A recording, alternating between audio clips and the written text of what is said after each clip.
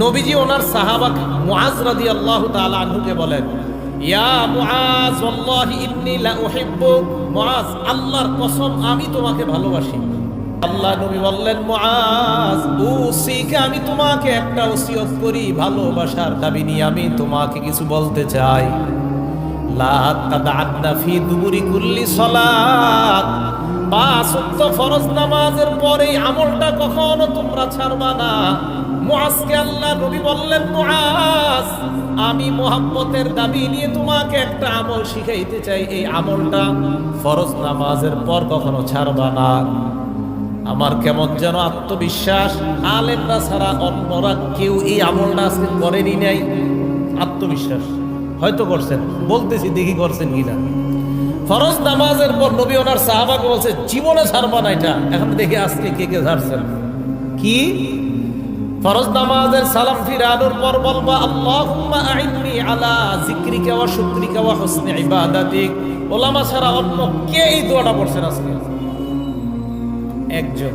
দেখছেন, নবীজি তার সাহাবাকে বলছে জীবনে ছাড়বা না এটা, একজন মাত্র পড়ছে।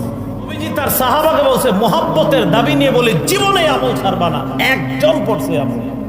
তুমি দোয়া করবা মুআজ, কোনদিন ফরজ নামাজের পর এই দোয়া ছাড়বা না। কি তুমি আল্লাহকে বলবা, আল্লাহুম্মা আইন্নি আলা যিকরিকা, আল্লাহ আপনি আমাকে সাহায্য করেন যেন আমি আপনার বেশি বেশি জিকির করতে পারি। অশুকরিকা, আমাকে সাহায্য করেন যেন আমি আপনার বেশি কৃতজ্ঞতা প্রকাশ করতে পারি। ওয়াহুসনি ইবাদাতিক, আল্লাহ আপনি সাহায্য করেন যেন বেশি বেশি আপনার ভালো ইবাদত করতে পারি। কি সুন্দর দোয়া!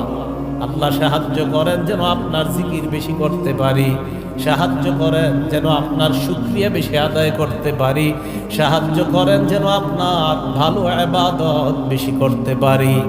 এই দোয়াটা সবাই শিখে নেবেন। নবীজি বলছে মুআজ আমি তোমাকে ভালোবাসি একবার, নবীজি আবার বললেন মুআজ আমি তোমাকে ভালোবাসি দুইবার। এরপর নবী বললেন মুআজ ফরজ নামাজের পর লা তাদআন্না, কিছুতেই কখনোই দোয়াটা ছাড়বা না।